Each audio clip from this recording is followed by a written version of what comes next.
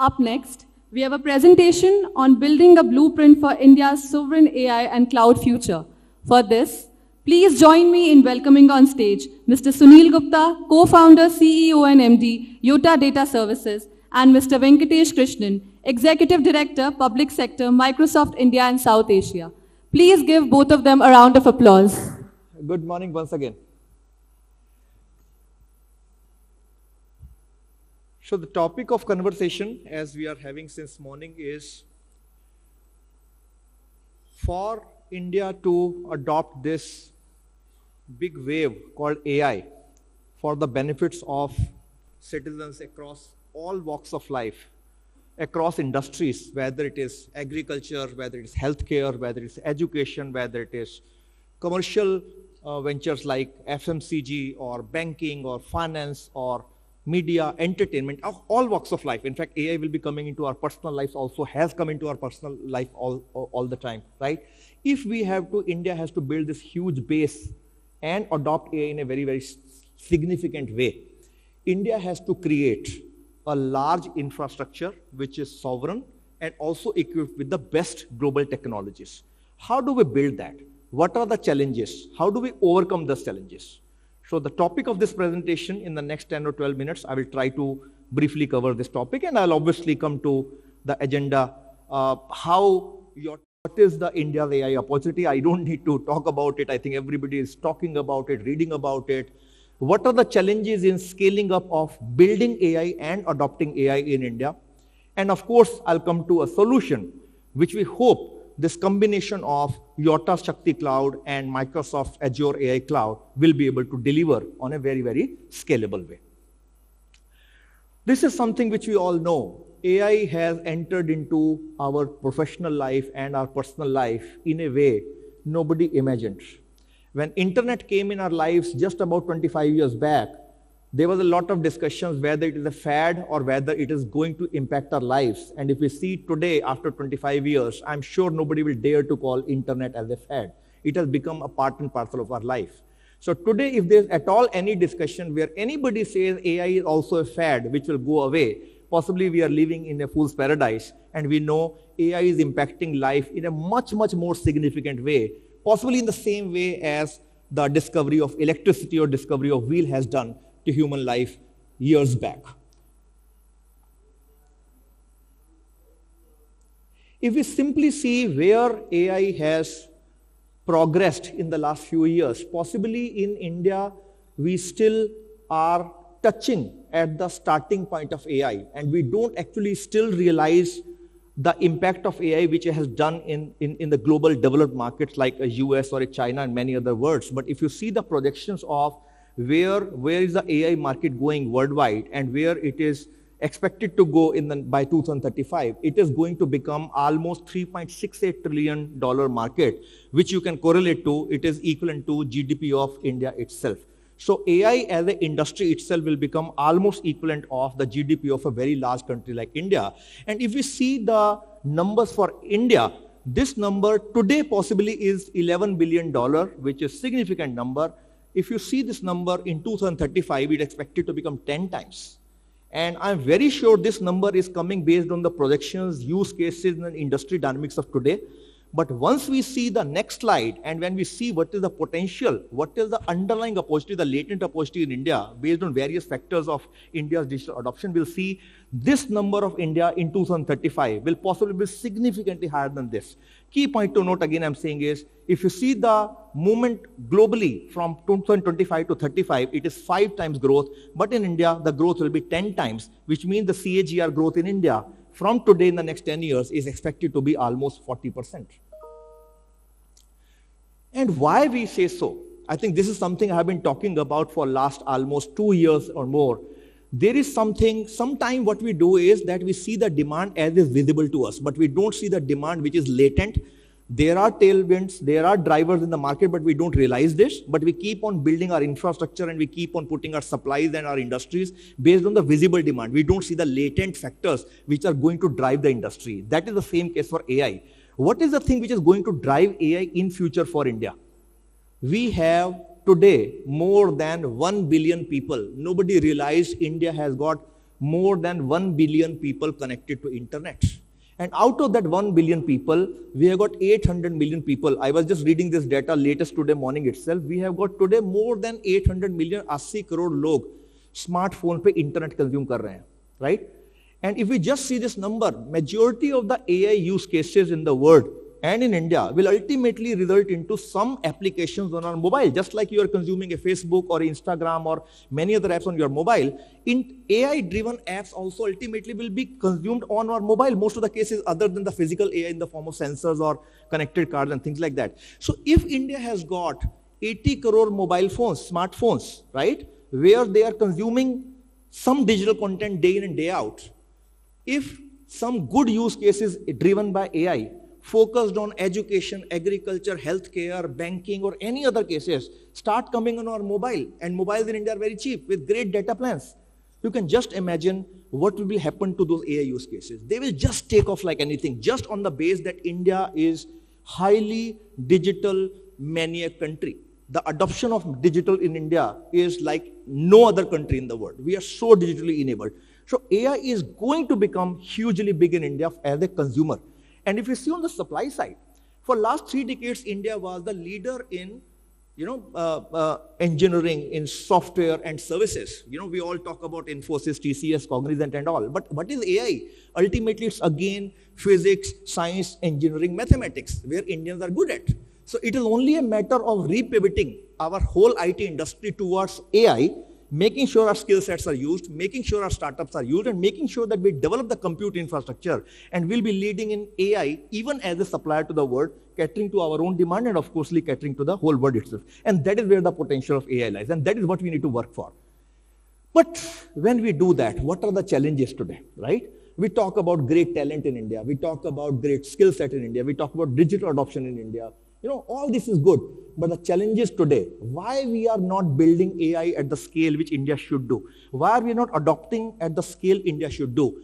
These are the challenges. First, as Professor Sitaraman said, and he was absolutely right, today I may be boasting I have 8,000 GPUs, 16,000 GPUs, but if we compare to a developed country like US or China or many other countries, it's still a fraction of the capacity which those countries are building in. So what India needs to do for a mass scale adoption of AI, we need to build a huge compute infrastructure. We need to plug in the technology gaps. That is where people like Microsoft comes in. How we actually put in huge compute in India in a sovereign way, but also bring in and adopt technologies from people like Microsoft, from NVIDIA, and from everybody else. How do we ensure that, and I think Amitabh Nagji talked about it, how innovatively way Bhashini is actually generating data. They are going to the field and trying to generate data samples. How do we generate a lot of data to train our models? And also more importantly, how do we make sure this data, which is most important, remains sovereign? It remains in India, and more importantly, the control of this data does not go to anybody else. It remains with us. It is very critical data. Fourth, in India, anything and everything we know, right from computer wave to mobile wave to internet wave, anything and everything is successful if you do it in a mass way and you reduce the cost to zero. Why India is successful in mobile data, in smartphones, in internet and everything? Because the cost is zero. Why UPI is successful? Because we don't pay for it. They are indirect benefit to economy. So if we are able to bring the cost of generating tokens, generating AI also to a level which is significantly lower, instead of paying $20 to a ChatGPT account, today they already have brought it to $400 for India, to 400 rupees. If tomorrow we have got a great AI app at 50 rupees per month, you can just see the impact what will happen in India. So what we need to do in India, besides bringing great compute, great technology, we also need to make sure we reduce the cost. We do it on a mass scale, and of course, talent, and make sure it is trustable, secure, and safe. And that is where this framework becomes important. And this framework is something which Yotta and Microsoft should bring. You need AI tools, you need AI platforms so that you can develop AI, you can develop LLMs, you can develop SLMs, you can develop the app layer on the top of that. But on the same platform, you should be able to process your data. On the same platform, you should be able to modernize your apps. On the same platform, you should have so much of abundance of compute and storage that you don't have to look anywhere else. If you are able to bring all these 4 platforms together at one place and also make sure you mix it up with very reduced cost and also make sure that the cost overruns are not there, the governance is there, it is safety is there, security is there, observability is there, then we are actually solving the piece of the puzzle, and then we can scale AI in India the way India has the potential for. And that is where we come to the topic which actually we wanted to present today, that this is the reason why Yotta and Microsoft decided to come together to create this combination. If we have the power of a sovereign cloud, which Yotta has made, right, which is NVIDIA's technology, reference architecture of NVIDIA, globally benchmarked, you can, the way anybody has trained a ChatGPT or a Mistral or an Anthropic worldwide, same way similar model, larger model can be trained in India today, because we have brought the exactly same technology which those guys have used. And if we use this infrastructure combined with Microsoft's leading AI technologies, the tools and the studios and models which they have, just combine these two things. So you have the best of the technologies, and you also have the safety and security of a sovereign cloud operator. This control is still lying with the Indian company, with Indians. You have solved the magic. And that is what this combination of Yotta and Microsoft is trying to do. So in May this year, we actually announced this partnership on a global level. Of course, our first attempt is to take this partnership to government bodies, to public sector units, to ministries, to departments, to academia. But of course, we will like to take it at a larger scale to enterprises also. And we feel this combination will be able to solve all those pieces of the puzzle which are required for mass scale adoption in India. I don't need to talk about it. I think we'll have speakers from Microsoft talking about, but fundamentally, as I said, we are trying to bring this to a great combination. The capabilities of Azure, as you can see from here, best of the models, best of the tools, whether you want to train a model, whether you want to fine-tune a model, whether you want to attach a RAG to that, whether you want to put in a big inferencing platform, you want to modernize your IP, applications, all those tools and securities and compliances, you can expect that from Azure all the time. And if you combine that with Yotta's Shakti Cloud, what we have done in India, as I repeated that, so many times we expect these type of things only from a company in US. But let's start trusting it is available in India at the same quality and scale and benchmarking which you can expect from a company in US. Today in India, nobody believes, but we have got 8,000 H100 GPUs running live, training the largest of the LLMs of India, like Sarvams and Socket. We are in the next 4 months putting Blackwell B200 GPUs, right, which will be live in December or January timeframe. And again, we can expect, you must have seen the Minister of IT announcing last week, 8 more LLMs, which will be India database LLM, including IITs, Bharat Gens, and Indian Institute of Science. You can expect those models to start getting trained on this infrastructure. And this infrastructure, I don't need to explain it technically, but this infrastructure, I can only say is that this infrastructure is one of the 6 only in the world infrastructure which has been certified by NVIDIA. So Yotta's Shakti Cloud today is only one in the 6 in the world which follows NVIDIA's technology reference architecture to the T. And you can see the table on which we are sitting in. In that table, you can see the names like Lambda Labs. You can see Crusoe. You can see Nebius. These are the benchmark names in Neo Cloud which are said, and Yotta is exactly sitting on the same table. So today, there's no reason why India cannot replicate the same wave which is happening in US or in China. In this Shakti Cloud, whether you want to just have a workspace to build your AI tools, right, which is the develop part, you want to have small workstations on cloud, or you want to have small VMs to do that, or you want to have thousands of GPUs connected on InfiniBand on a single fabric to train in large model the way Sarvam is trying to do or Socket is trying to do. That is the training piece. And the third piece is once your model is trained, but you want to now put it for mass scale inferencing for the user's traffic to come and start putting prompts. That is where the inferencing deploy part comes in. And you will see from the images there, it is 2 ways. If you want to consume any of the popular model in the world, like a Llama or a Mistral or whatever, they all are available in Shakti Cloud. We put that part of our business as Shakti Studio. All those models are available. You can just use their APIs, plug into your application and start consuming it. But if you are developing your own models like the Sarvam is doing or Socket is doing, even those models will be put into Shakti Cloud and people can start consuming. So this is the third part. So with these 3 ways, you can combine and deliver the complete capabilities. And when you now integrate it with Microsoft capability, again, I'm coming to the same thing. Use this Yotta's infrastructure, but put the layer of Azure technologies on the top of that. So you have Azure AI services, Azure's AI Foundry platform, Azure's machine learning platform, put it on Yotta's sovereign AI infrastructure, and suddenly you have best of both worlds. This is, again, I think I have my colleagues who will be explaining the technical nitty-gritty of this, how this stack works together, Yotta and Azure. They will be explaining it in more details and use cases also. But fundamentally, if I tell you briefly what we are doing, you can see on the left side is Yotta's data center. On the right side is Azure's data center in India.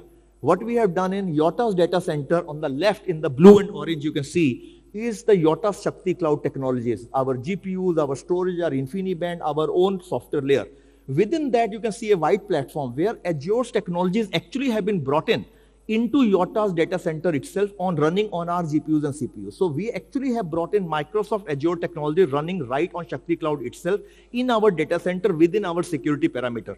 But for those services which cannot run here, but they are available, let's say less critical, or they are platform oriented, they are the ones will be accessed from Azure Cloud. So effectively, again, I'm trying to repeat that it is a great combination. You try to access the best technologies in the world, but run them within your secure and safe environment, which is high performance, and you end up getting best of both worlds to run your AI on a very, very large scale. The purpose of showing this slide is, so many times when we talk cloud, you feel पता नहीं मेरे data के साथ क्या होगा, पता नहीं क्या कर रहे होंगे. AI वर्ल्ड में उसकी टेंशन ज्यादा होती है कि हमारे डाटा को कोई और कंज्यूम ना कर ले. You cannot go and see कि cloud run कहाँ कर रहा है. When you are using or running your AI with Yotta, on this combination of Yotta Microsoft, you can touch and feel. You can actually visit a physical building where actually these GPUs are running in. You can see them. They are running in India. You can go, touch and feel, and you can work on lots of solutions with us, where if you are a bank or you are running a very critical data, let's say you are defense forces, we can actually create even this GPU cloud on a very private cloud manner for you. You can bring your own private MPLS and terminate on this. You don't need to be necessarily on a public cloud model. So those solutions become possible when you are operating in a manner like this in India, physically see and touch and feel this whole infrastructure. And of course, the last thing which I would like to say, anything we do, we have to be doubly, triply sure that is it completely process driven? Is it completely safe and secure? And how do you get to know that? When you see this infrastructure and this entire service layer, is it actually certified for any and every, whether it is RBI compliant or METI compliant or 27,000 compliant, 2717 compliant, and all the HIPAA for global audience, HIPAA compliance, or let's say GDPR compliant, all those compliances actually we have baked into this entire services. So this is so essentially, and this entire thing in the whole AI journey, in this Yotta and Azure combination, whether you want to build a foundational model grounds up, whether you want to just customize a model, fine tune it with your own data and just plug into your applications, you directly want to use a model and put in for inferencing, you want to develop apps, you want to do agentic AI, creating full workflows and modernize your whole corporate AI system, IT system, or you want to have traditional machine learning tools and workflows. All of these are available through Azure layer running on the top of Shakti Cloud. So my last message, this is not last, this second last message, I also wanted to reconfirm what we are doing for India AI. This is a visible symbol of that, yes, Shakti Cloud has started contributing in a big way for the growth of AI system in India, and how we will continue to do it in a significant way. The last two lines are important. The first 7 things, I think Kavita Bhatia ji will be there from India AI, and she'll speak about India AI mission, how it is changing the whole AI landscape in India in a significant way. But if you see the last 2 lines, it GPUs, and the largest inferencing platform, the language platform which Amitabh ji was talking about, Bhashini, is right now actually. And if you see the data of Bhashini, which Amitabh ji didn't speak today for short of time, but the performance of Bhashini and the volume in Bhashini has almost increased 10 times in the last 4 months ever since the whole Bhashini platform migrated to Yotta. And this is the scale we can bring in. So my last message, repeating, AI is the revolution. It is going to transform every business. I would say every business, every government to citizen facing services. It's going to transform our personal services, professional life, personal life, everything. With this combination of Shakti and Azure, we are getting, which the world had already. Now India deserved it, and India is getting it. Thank you very much.